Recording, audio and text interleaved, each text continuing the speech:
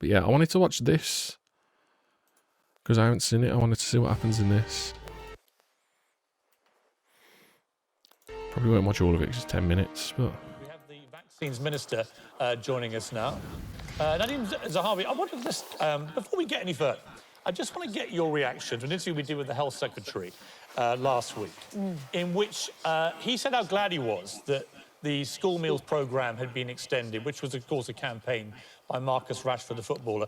So then horrible I asked interview. him, well, logically speaking, given the government opposed this and he voted against it, did he now regret voting against it? Here was his response. Given how glad you are that it's now happening, do you regret voting against it? Well, of course, I'm pleased that we're making sure that. That wasn't the question. I just asked if you. The absolute worst media interview I've ever seen. Vid's quiet. Okay, give me a sec. Oh wait, I don't. Oh right, okay. I asked if you regretted, given how glad you are that it's now happening.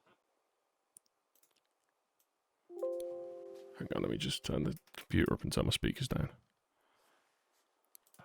Do you regret voting against it? Well, of course, I'm pleased that we're making sure that. That wasn't the question. I just asked if you. But yeah, anyway, yeah. This absolute cunt. Right, I don't even care. I'm live, and I know a lot of people. I mean, there's not exactly anyone American tuning in, so I think I'm okay. But like, this cunt, right? Where do you even begin? Where do you begin? Slippery mat.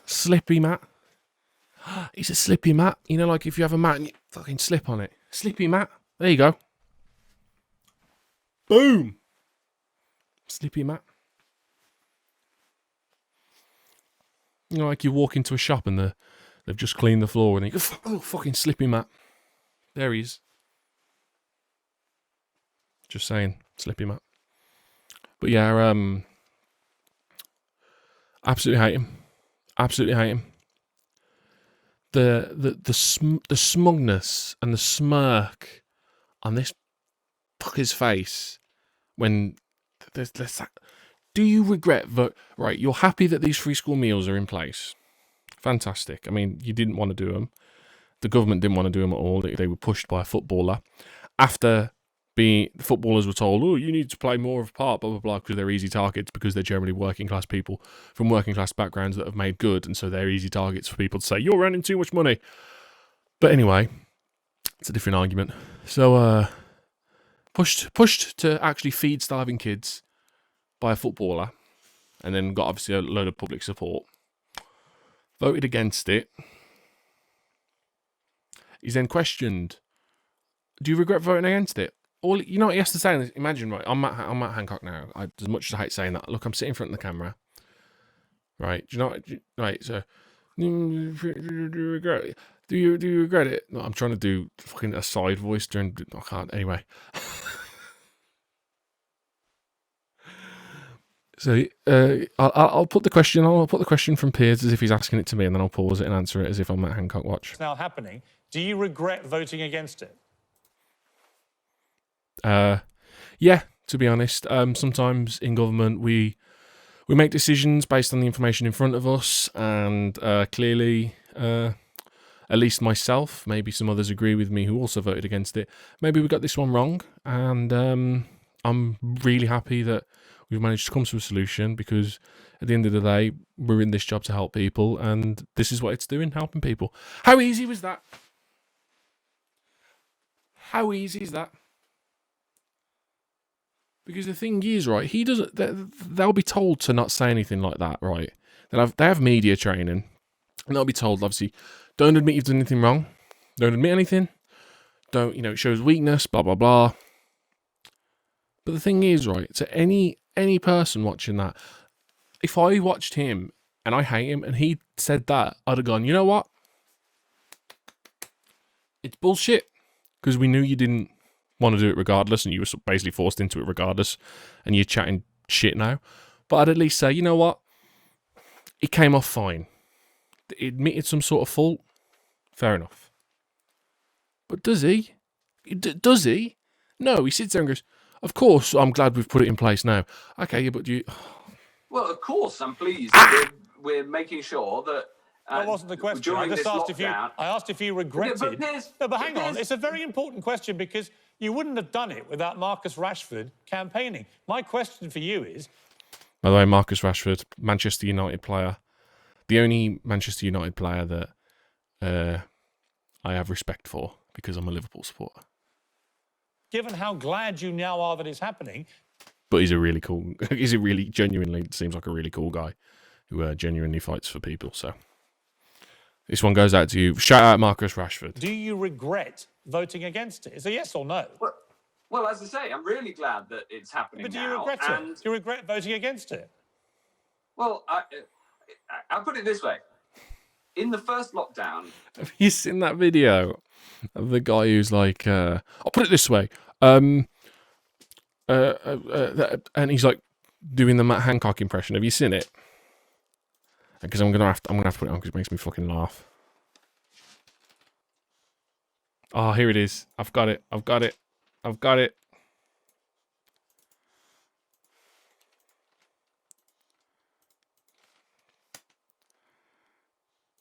found it.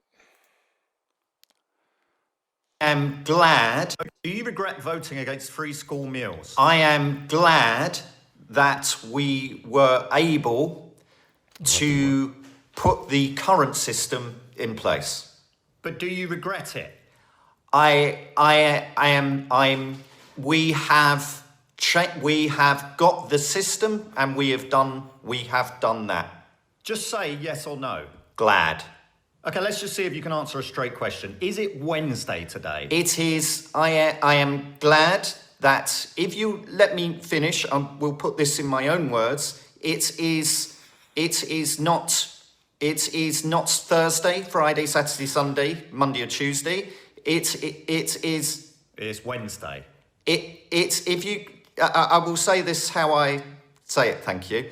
It is the middle. It is the middle of the week, sort of, and I'm glad. Do you have a brain? There is at the top of my neck is I am glad that.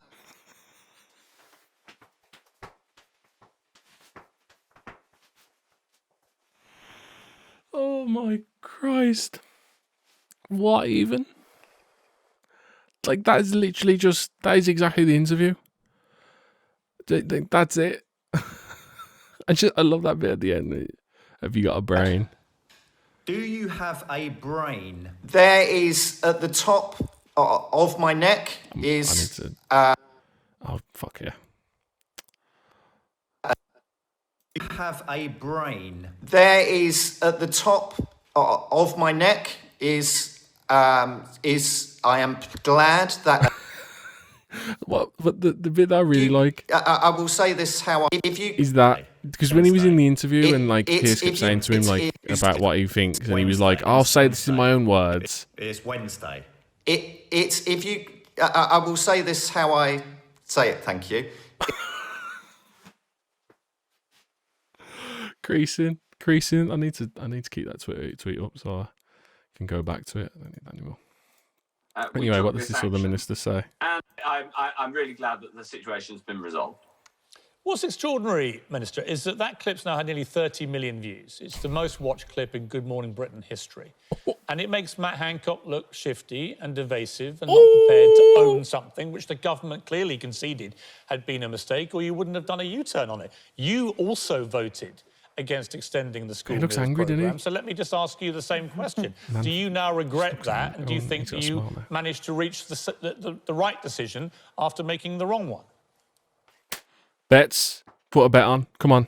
Let's put bets on quickly before he answers. Right, he's literally he's about there. He's just about to answer. He's just right there. But do we think he admits any fault? Or does he try and just beat around the bush? What do we reckon? Place your bets. What, you reckon he's going to beat around the bush? You reckon he's not going to admit any fault? What do you reckon? I'm also sitting here like this as if I'm not. Fuck off, Tories. Let's see. So my answer is, with the benefit of hindsight, of course, you want to make the right decision each and every time. You don't get everything right in every vote. So it was a mistake. It was a mistake. Some votes are stunts. So today, Labour's pulling a stunt on universal credit. Well, let's not go to today. I just want to ask on that one thing. Given You won't say it's a mistake.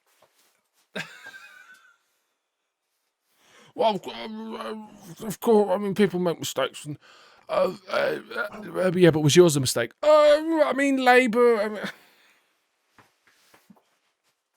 Too predictable. Come on, mate. Come on, give us something. You voted in favour of not extending the school meals. Do you just accept now it was a mistake, and if you had your time again, you would vote differently? Look, of course, with the benefit of hindsight, you want to do the right thing every time. You would vote in the way that you end up actually delivering, right? You're absolutely right. Matt Hancock has done thousands of hours of interviews. He's been at this literally. So why do you think he found it so hard? Given you've just admitted that you would have voted differently, why did he find it so hard? Given he's the health secretary. I bet he He's done thousands of hours of. See what he did. All right, Did you notice what he did there? Did you notice in his answer he never said, "Yeah, I made a mistake, and if I could go back in time, I would vote for free school meals." He never said that. What he did was he carried. People make mistakes. Yeah, if you could go back in time, you probably would vote with what gets delivered. But he never said, "I regret it. I feel like it should be a thing that's happening." He never said any of that. He just basically said, "Yeah, if I went back in time, I'd go with what happened." Like, he did, like, to an extent, yeah, his answer's better than Matt Hancock, but at the same time, he is at no point has he said, "Yeah, well, I fucked that up," and explained why. Of interviews since March, he's been working 7 days a week, 19-hour days, managing.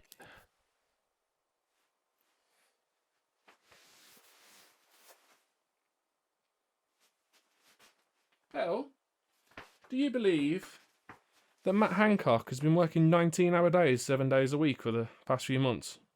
Do you believe it?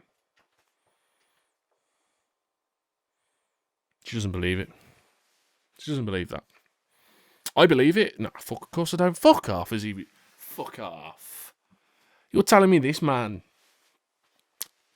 Slippy Matt, you're telling me Slippy Matt has been working 19-hour days, doing thousands of hours of media as well. Fuck off. Fuck off. Also, what's the thing of, like, he's been doing thousands? Did he say thousands of hours of media then? Please tell me he did. Of interviews Differently. Why did he find it so hard? Given he's the health secretary. He's done thousands of hours of interviews. You would think if he'd done thousands of hours of interviews, he would be better at them. Don't you reckon? Don't you think that, isn't it, if you do, is it 10,000 hours of a certain skill or something that you become like a master at it?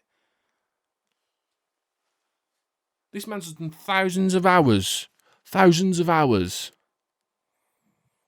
And he was that bad.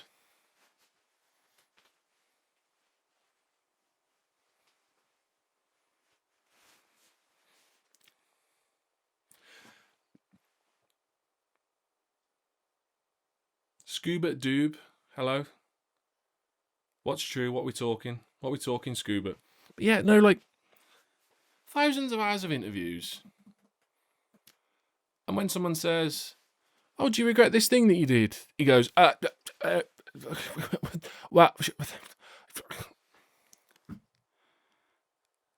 like, I gave a perfect example of a diplomatic answer then. If you don't want to turn around and admit you've done fault, even if you don't want to start admitting, "I fucked up, blah, blah, blah," there's so many better ways of just being like, well, you know, sometimes in government, sometimes we have disagreements based on what the evidence we see in front of us is.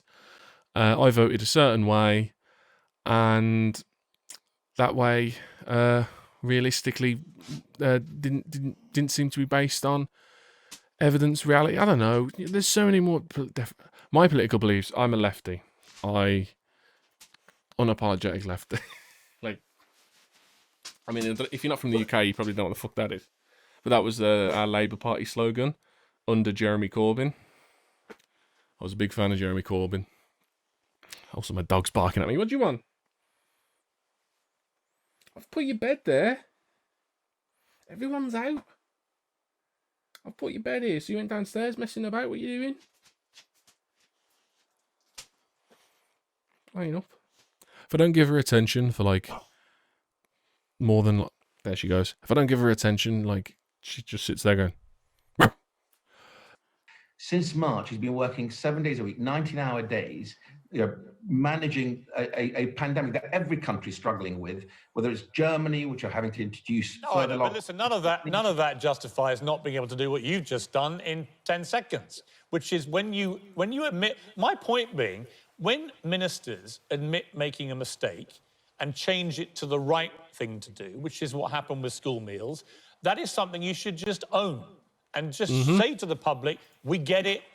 Also, can I just put it out there that I am absolutely bloody hating recently that I'm agreeing with Piers Morgan? Can I just put that out there? I still think he's a trash human being. But like,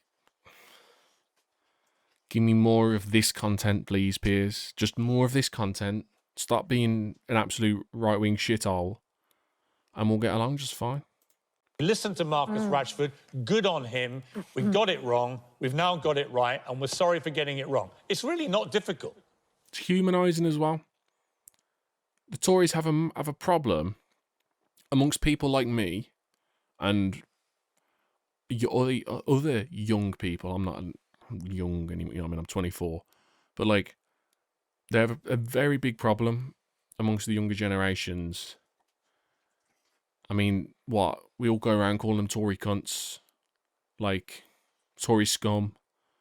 Like, they have a big problem with that. So to be more human and to turn around and be like, fucked up, even if you don't believe it, is a better political move than just ignore it and like coming off in it as a, like you everyone can tell that you're refusing to acknowledge anything. Even people on your side will watch that and go, yikes, he didn't come across good there, did he? Even people who agree that you shouldn't have given the free school meals will look at that and be like, you came off as a twat. So, like, just fuck. And these people get media training, man. They get... Don't bark at me. Are you agreeing with me? Is that why you're barking? But yeah.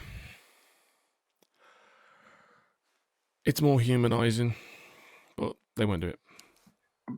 I hear you, but you also, and this is really important for your viewers, sometimes you get votes in Parliament like today, which is a stunt. It has no real impact on the outcome. Yeah, but you're going to find yourself in the same position today, aren't you? Because you say, you know, it's really important for the viewers to know this. So you have the situation where Labour forces a vote calling on the government to retain the £20 a week increase in universal credit. And you're going to vote against it because you say it's a political stunt. All it's going to look like is, if you oppose that, is that you do not want poorer families to maintain that £20 uplift a week in the benefits that they rely on. So to your question, first of all, it is a stunt. We've put 280 billion into the economy to help the most needy families. The reason I say to you, I'll abstain. I won't vote against it. I'll abstain because it's a stunt. Labour, Keir Starmer saying he'll scrap universal credit. A few months ago, I met the civil servants that introduced universal credit because it's a big deployment program to learn for me, for my deployment program. And of course, it's a massive, massive safety net for the poorest families in our country. They held their head in their hands when they heard Keir Starmer saying he will scrap universal credit. Okay, let's put... You're such a liar. That man is a liar. That man is a liar. I do not know. Stop it. I do not know a single person on universal credit. I am on universal credit because of COVID and I was put on furlough, and then my furlough ended, and then I was on universal credit, and then furlough started again, but I'm still technically on universal credit. I do not know. I know people on universal credit. Nobody likes universal credit. The people, when you talk to them on the phone at universal credit, complain about universal credit. It is shit. It does not work. It doesn't give people enough. The system itself does not work. There are certain people who can't get on it that should be able to get on it. The way it's calculated means people don't get as much as they should, and people are really fucking struggling, right? And these absolute Tory cunts are like, oh, we've given you 20 quid extra for like a few months while fucking COVID's happening. What the fuck more do you want from us? We're going to take it away from you. Keir Starmer, I fucking hate the geezer, right? He's a backstabbing twat. But he turns around and goes, oh, we'll probably get rid of universal credit and replace it with something else. Whatever they replace it with would probably be a shit as well, because I hate fucking Labour are absolute shite now after Jeremy Corbyn left. Well, left. Left isn't the party leader anymore. But fuck me, man. To act like there's if there was anyone who sat there and was like, oh no, he's going to fucking scrap universal credit, it's the fuckers. It's the people the government put in the top jobs overseeing universal credit, right, that are on big wages to oversee it. That was the twats who were like, oh no, I'm going to have to try and fucking worm my way into a new job, right? It was them. It wasn't the people I've spoke to on the fucking, in the job centres, or the people on the phones. Like, I think it's in Liverpool, I think it is, where they have like the universal credit like main office or something like that. It's not them people. Them people don't give a fuck. As long as people are getting benefits and stuff and they have a job, they don't give a fuck. The universal credit system, they're not like, oh no, we have to come up with a new system. They don't. They answer the phones and they help people. That's what they... Oh my God. Liar. Oh, mate.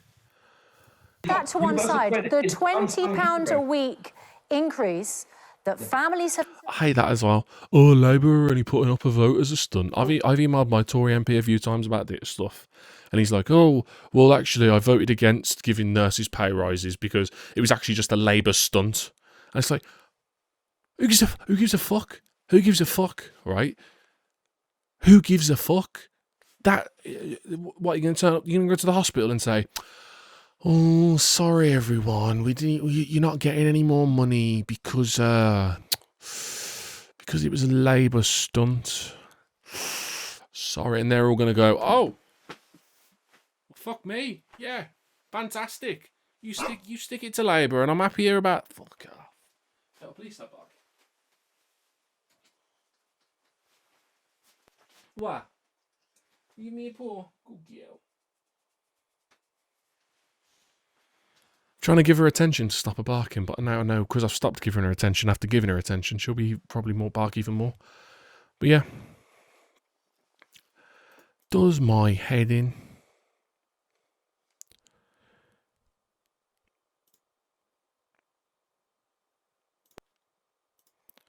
have come to rely on, you can't in good conscience say that you would take that away when this pandemic is nearing being over. How could you give families £20 a week extra? They come to rely on it and then you withdraw it. I'll tell you what he's thinking in that moment. Yes, we can, and yes, we fucking will. I don't give a fuck. That's what he's thinking. It's not what he'll say. Well, first of all, it's there for another few months, and there's a budget on the 3rd of March when the Chancellor will set out exactly what he'll do for those families who really need that additional help. He's already done a lot. Spoiler alert, nothing. Look at that. He's already done a lot. Oh, he's already done a lot. Oh, fantastic. Thanks, Rishi. Oh, isn't he a good guy? Are you out to help out? Nah, fucking what a fucking fantastic. He's done a lot. He doesn't need to do any more. Why does he need to? He's done a lot. He's one man. He's one. Oh, don't crucify him. What are you doing? He give you £20 extra a week, and now what the fuck else do you paupers want? What do you want? What do you want from us with the Tories? What do you want? Fuck it off. 280 billion has been pumped into the economy. There's another 55 families billion. on universal credit hang on to that extra £20 a week, which has now become part They should get more. They should get more than that. of their weekly budget? So, as I said, that will go on for another few months. The Chancellor, And after that point, should they keep it? Well, before the end of it, the Chancellor will make a statement in the budget, and he'll tell you exactly, and he'll come on your programme and tell you exactly what he's doing to help those needy families. What was that the question? Can anyone just run me back what the question was? Because it sounded like to me the question was, do you think they should have it? And then he replied, well, the Chancellor will decide and you'll hear about that in March.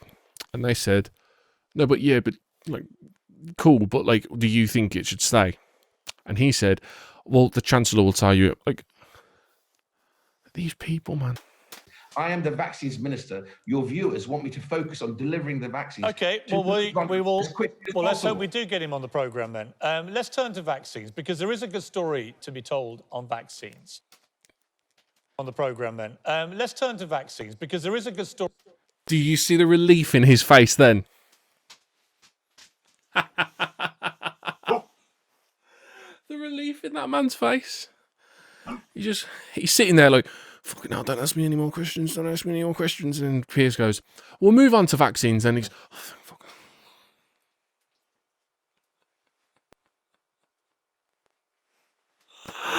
Oh, fuck, I'm dropping my remote. Story to be told on vaccines. And the government and Public Health England and NHS England all deserve good credit, indeed throughout the UK, for the delivery of the vaccines. But obviously we're also aware that despite the fact that every minute 140 people are getting the jab, we also know that every 30 seconds someone is currently being admitted to UK hospital with coronavirus. Every 30, I didn't even realise it was that bad. People are getting admitted to hospital every 30 seconds. We're all dead. This is a race against time and against death. It is. I've said this, because it's a race against death. We're averaging 140 jabs. I've said this. I've said this, Pierce. I've said this. That was my phrase, actually. I said this. It's a race against death.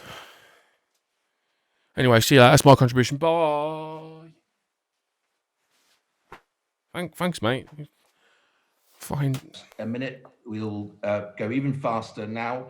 We've got another 10 national vaccination centres that have launched this week, 50 by the end of the month.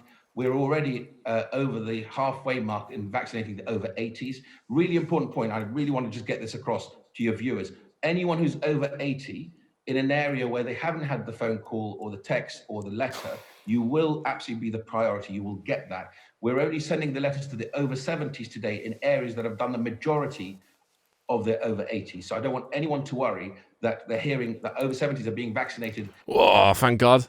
Can't wait for the over 20s. How long is that going to take? I can't wait to go and watch him come back on Good Morning Britain on the 18th of January 2023 when he's like, good news, guys, we've just started rolling out the letters for the over 40s. Any day now we'll start the over 40s. Fantastic. So great, we're getting there. In a neighbouring area, but they're not getting their vaccine. What about people who work in supermarkets, who work in the Royal Mail, who work, delivery Police drivers, officers, police officers, and so on? Are they going to start getting prioritised for vaccine, regardless of age? So the Joint Committee on Vaccination and Immunisation have set the criteria, the 9 categories of the most vulnerable, because actually age... The 9 circles of hell. Age is the greatest determinant of death. The first 4 categories is 88% of mortality of death. The total 9 is 99% of mortality. That's phase 1. When we enter phase 2, we'll work with the Joint Committee to look at the priority. My instinct is like yours, to say anyone who through no fault of their own has to come into contact with the virus in much greater volume and probability should be protected. Teachers, police, men and women, shop workers, all those. So in terms of like, let's vaccinate the most vulnerable, so old people. What about people who aren't old people but also very vulnerable? What's going on with their vaccine rollout? Because I haven't heard anything, which it wouldn't affect me.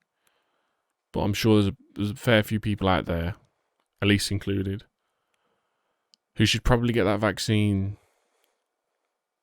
pretty soon.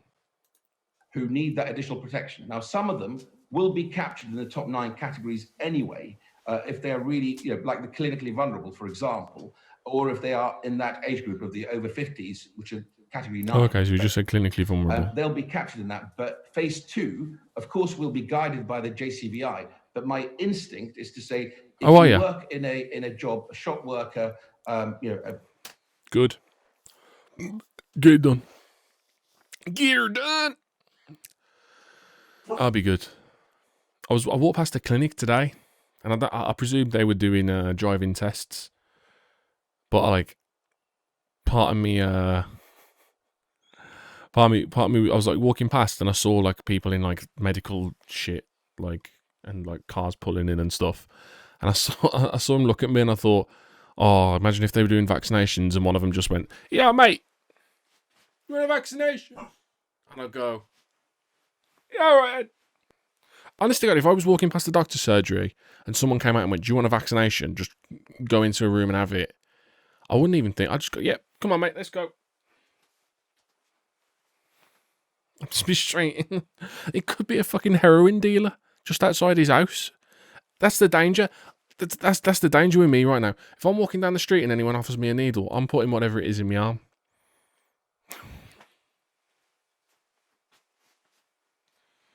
Just like, you promise this is from Oxford, mate, don't you? Yeah.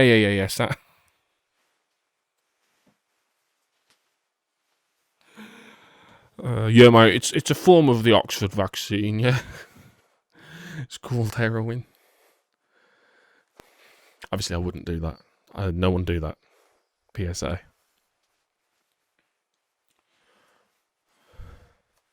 You need to change your address.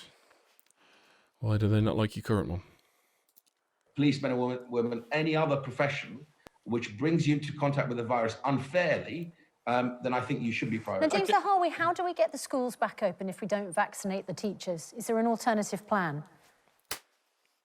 I'll tell you the alternative plan, Suzanne. Let me tell you. Keep them closed. There's the plan. So it's a combination of both. And also increase teachers' wages and keep paying them when they're closed.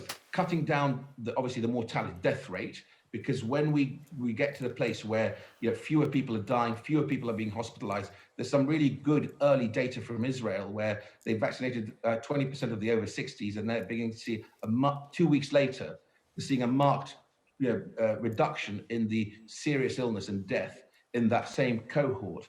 So we will, 2 weeks after the mid-February, we should be seeing a marked reduction in death and, of course, serious illness. We begin to gradually reopen, and schools will be a priority. The Prime Minister said he wants schools because they were last in. He was desperate to keep them open.